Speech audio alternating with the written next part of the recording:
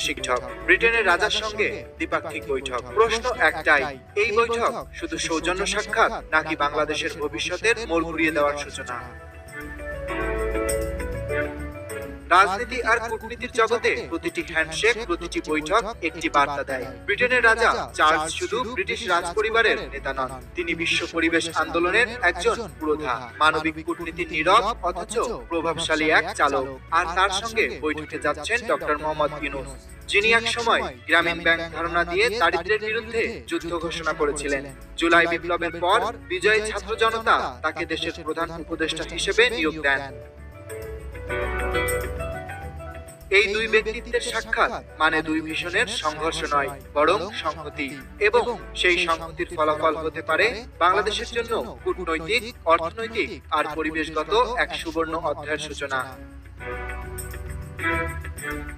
এখন